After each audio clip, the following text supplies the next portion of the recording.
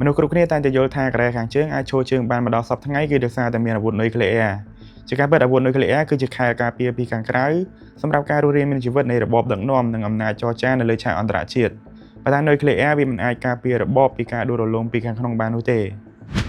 ដូច្នេះតើអ្វីទៅជាអាចកម្លាំងពិតប្រាកដដែលធ្វើឲ្យតកូលគីមនៅតែរឹងមាំបើទោះបីជាប្រឈមមុខនឹងទណ្ឌកម្មសកលគ្រោះទុរភិក្សដ៏សាហាវនិងភាពឯកោខាងសេដ្ឋកិច្ចអស់រយៈពេលជាង70ឆ្នាំស្វែងយល់នៅក្នុងវីដេអូនេះជាមួយខ្ញុំទាំងអស់គ្នាបន្ទាប់ពីបញ្ចប់សង្គ្រាមរវាងកូរ៉េទាំងពីរលោកគីមអ៊ីលសុងបានបង្កើតមនោគមវិជ្ជាដែលហៅថាជូឆេឬក៏ប្រែថាការពឹងផ្អែកលើខ្លួនឯងដែលបង្រៀនឲ្យប្រជាជនមានស្មារតីម្ចាស់ការលើខ្លួនឯងនិងភាពស្មោះត្រង់ដាច់ខាតចំពោះមេដឹកនាំប្រជាជនកូរ៉េខាងជើងត្រូវបានបណ្ដុះបណ្ដាលតាំងពីក្មេងថាមេដឹកនាំតកូលគីមគឺជាអាទិទេពឬក៏បិតារបស់ជាតិមនោគមវិជ្ជានេះត្រូវបានពង្រឹងដោយប្រព័ន្ធអប់រំប្រព័ន្ធផ្សព្វផ្សាយនិងសិល្បៈទាំងអស់រាប់ទាំងរូបភាពរាល់បទចម្រៀងរាល់ការប្រជុំនយោបាយផ្សេងៗគឺសុទ្ធតែបញ្ចូលសារដដែលៗថាមេដឹកនាំគឺជាបិតាឬក៏ជាអាទិទេពសង្គ្រោះអស់រយៈពេលជាច្រើនទសវត្សរ៍នៃការបោកបញ្ឆោតបែបនេះរាល់ការគិតបែបរិះគន់និងចលនាបះបោរផ្ទៃក្នុងផ្សេងៗនឹងគឺសឹងតែមិនអាចកើតមានតែម្ដងប្រទេសនេះក៏មានប្រព័ន្ធគ្រប់គ្រងសង្គមមួយដែលជាការបែងចែកវណ្ណៈសង្គមដ៏តឹងរ៉ឹងបំផុតដែលពួកគេបែងចែកប្រជាជនជា3ក្រុមដែលក្រុមទី1គឺក្រុមស្មោះត្រង់ដែលមានប្រហែល 30% គឺជាកូនចៅមន្ត្រីឬក៏អ្នកស្មោះត្រង់នឹងតកូលគីមដែលគេទទួលបានផ្ទះល្អៗនៅទីក្រុងព្យុងយ៉ាងអាហារល្អនិងការអប់រំថ្នាក់កំពូលជាដើមក្រុមទី2គឺក្រុមស្ទាក់ស្ទើរដែលមានប្រហែល 50% ដែលជាប្រជាជនសាមញ្ញហើយពួកគេត្រូវតែបង្ហាញភាពស្មោះត្រង់ជានិច្ចបើទោះបីជាសម្ដែងក៏ដោយបើមិនដូច្នោះទេនឹងត្រូវចោទថាជាជនក្បត់ជាតិហើយក្រុមទី3គឺក្រុមអាមិតដែលមានប្រហែល 20% ដែលជាអ្នកប្រាជ្ញចិត្តជឿសាសនាឬក៏មនោគមឬអ្នកដែលសាច់ញាតិធ្លាប់រត់ចេញពីប្រទេសដែលពួកគេបានរស់នៅតំបន់ដាច់ស្រយាលធ្វើការងារធ្ងន់និងត្រូវបានគេរើសអើងគ្រប់ពេលហើយចំណុចដ៏សាហាវបំផុតនៃប្រព័ន្ធនេះគឺការដាក់ទោស3ចំនួនអញ្ចឹងបើសិនជាពួកគេមានកំហុសមិនមែនតែពួកគេទេដែលត្រូវទទួលទោសសូម្បីតែកូនចៅនិងចៅទូរបស់ពួកគេក៏ត្រូវទទួលទោសផងដែរដែលនេះធ្វើឲ្យប្រជាជនខ្លាចជាភ្នែកនិងតិចរបស់រដ្ឋហើយអ្នកជិតខាងត្រូវតាមដានគ្នាទៅវិញទៅមកហើយការរិះគន់រដ្ឋាភិបាលគឺមានន័យថាការបំផ្លាញជីវិតកូនចៅចំនួនក្រោយរបស់ពួកគេហើយការភ័យខ្លាចនេះបានជ្រាបចូលទៅក្នុងឆ្អឹងរបស់ពួកគេបាត់ទៅហើ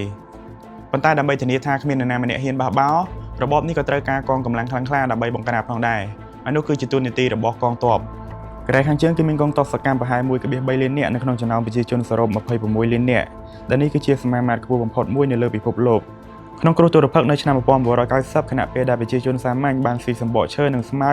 និងធ្វើឲ្យមនុស្សរាប់លាននាក់បានស្លាប់ក៏ដោយក៏ទាហានឈុំមុខនៅតែទទួលបានបាយជារៀងរាល់ថ្ងៃហេតុផលសាមញ្ញទាហានគឺជាខ្សែការពារចុងក្រោយរបស់របបបើទាហានស្រីឃ្លានពួកគេអាចក្បត់ដូច្នេះត្រូវតែចិញ្ចឹមពួកគេឲ្យបានឆ្អែតបើទោះបីជាគ្រួសាររបស់ពួកគេនៅផ្ទះអត់ក៏ដោយកងទ័ពមិនមែនត្រឹមតែជាអ្នកការពារប៉ុណ្ណោះទេថែមទាំងជាកម្លាំងពលកម្មដ៏ធំសម្រាប់គម្រោងសាងសង់កសិកម្មនិងឧស្សាហកម្មធ្ងន់ៗផងដែរប៉ុន្តែសូម្បីតែកងទ័ពដ៏រឹងមាំក៏មិនអាចការពាររបបនេះចេញពីការចង់ដឹងចង់ឮពីពិភពលោកខាងក្រៅបានដែរដូច្នេះរបបនេះក៏បានកាត់ផ្តាច់ប្រជាជនចេញពីពិភពលោកខាងក្រៅទាំងស្រុងកូរ៉េខាងជើងប្រហែលជាប្រទេសមួយដែលគ្រប់គ្រងព័ត៌មានខ្លាំងជាងគេបំផុតនៅលើពិភពលោកដែលប្រជាជនមិនអាចចូលប្រើ Facebook, YouTube ឬក៏ Google បានឡើយពួកគេប្រើបានតែបណ្ដាញសង្គមខ្លាំងម៉ាញ៉ុងដែលជាអ៊ីនធឺណិតនៅក្នុងស្រុកហើយ website ទាំងអស់ក៏ត្រូវបានគ្រប់គ្រងនិងត្រួតពិនិត្យដោយរដ្ឋាភិបាលការនាំចូលរឿងភាគកូរ៉េខាងត្បូងឬក៏ភាពយន្ត Hollywood តាម USB អាចនឹងនាំឲ្យមានទោសប្រហារជីវិតជាសាធារណៈវិទ្យុបរទេសក៏ត្រូវបានហាមឃាត់ហើយអ្នកណាដែលចាប់បានស្ដាប់ក៏ត្រូវបានបញ្ជូនទៅជំរំពលកម្មអញ្ចឹងនៅពេលដែលប្រជាជនមិនបានដឹងថាពិភពលោកខាងក្រៅបានរីកចម្រើនដល់ណាពួកគេក៏មិនមានការប្រៀបធៀបនិងមិនមានការទាមទារចង់បានការផ្លាស់ប្ដូរដែរហើយភាពល្ងង់ខ្លៅនៅក្នុងករណីនេះវាគឺជាអាវុធដ៏មានឥទ្ធិពលបំផុតរបស់របបផ្ដាច់ការបើទោះបីជាមានរនាំងបែបនេះក៏ដោយក៏វាមិនអាចបិទបាំងការពិតនៃសេដ្ឋកិច្ចបានទាំងស្រុងដែរកូរ៉េខាងជើងគឺនៅតែត្រូវការអាហារប្រេងនិងជំនួយដើម្បីរស់ហើយអ្នកដែលបានផ្គត់ផ្គង់ជំនួយដ៏ធំបំផុតរបស់វានឹងគឺចិននិងរុស្ស៊ីនឹងឯងបន្ទាប់ពីការសាកល្បងនុយក្លេអ៊ែរនៅក្នុងឆ្នាំ 2006 រហូតដល់ឆ្នាំ 2017 ទណ្ឌកម្មគឺបានកើនឡើងយ៉ាងខ្លាំងជាបន្តបន្ទាប់និងបានប៉ះពាល់សេដ្ឋកិច្ចយ៉ាងពេញលេញហើយកូរ៉េខាងជើងក៏បានបាត់បង់ 90% នៃការនាំចេញស្រូវច្បាប់របស់ខ្លួនហើយបន្ទាប់ពីបាត់បង់ជំនួយពីសហភាពសូវៀតដែលសហភាពសូវៀតបានដួលរលំនៅក្នុងឆ្នាំ 1991 ចិនគឺជាខ្យល់ដង្ហើមនៃសេដ្ឋកិច្ចរបស់កូរ៉េខាងជើងហើយជាង 90% នៃពាណិជ្ជកម្មកូរ៉េខាងជើងគឺធ្វើឡើងជាមួយចិនអញ្ចឹងបើគ្មានធ្យូងថ្មប្រេងជីនិងអាហារពីចិនទេសេដ្ឋកិច្ចកូរ៉េខាងជើងនឹងដួលរលំក្នុងរយៈពេលតែប្រហែលខែប៉ុណ្ណោះសម្រាប់ចិនកូរ៉េខាងជើងគឺជាតំបន់ទ្រនាប់ដ៏សំខាន់ដើម្បីទប់ទល់នឹងឥទ្ធិពលរបស់អាមេរិកបើទោះបីជាមិនពេញចិត្តនឹងកម្មវិធីនុយក្លេអ៊ែរក៏ចិនមិនអាចបណ្ដោយឲ្យកូរ៉េខាងជើងដួលរលំឡើយព្រោះវានឹងបង្កជាវិបត្តិជនភៀសខ្លួននិងការបាត់បង់តុល្យភាពអំណាចនៅអាស៊ីបូព៌ាហើយបច្ចុប្បន្នរបបនេះបានបង្ហាញពីសមត្ថភាពសម្របខ្លួនដ៏គួរឲ្យភ្ញាក់ផ្អើលនៅរយៈពេលប្រហែលឆ្នាំថ្មីនេះកូរ៉េខាងជើងគឺបានកសាងសេដ្ឋកិច្ចក្រោមដីតាមរយៈឧក្រិដ្ឋកម្មតាមអ៊ីនធឺណិតដោយប្រើប្រាស់ក្រុម hacker ដ៏ខ្លាំងរបស់ខ្លួនដើម្បីលួចប្រាក់រាប់ពាន់លានដុល្លារពីជុំវិញពិភពលោក លើពីនេះភាពជាដៃគូយុទ្ធសាស្ត្រថ្មីជាមួយនឹងរុស្ស៊ីតាមរយៈការផ្គត់ផ្គង់គ្រាប់រំសេវ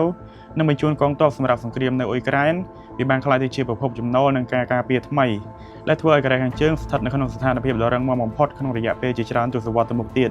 ហើយការអភិវឌ្ឍអាវុធនុយក្លេអ៊ែររបស់ប្រទេសនេះគឺជាយុទ្ធសាស្ត្ររស់រានមានជីវិតដ៏សំខាន់ដែលវាបានបង្កើនតម្លៃនៃការវិភាគពីបរទេសដូចជាសហរដ្ឋអាមេរិកឲ្យខ្ពស់ហួសពីការស្មានកូរ៉េខាងជើងយល់ថាការមានអាវុធនុយក្លេអ៊ែរនឹងធ្វើឲ្យពិភពលោកមិនហ៊ានប្រើប្រាស់កម្លាំងបាយដើម្បីផ្លាស់ប្ដូររបបរបស់ខ្លួនដោយដែលធ្លាប់កើតឡើងនៅប្រទេសអ៊ីរ៉ាក់និងលីប៊ី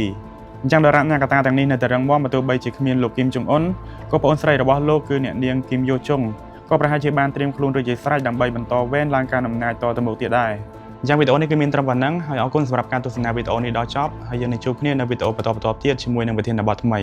អរគុណជម្រាបលា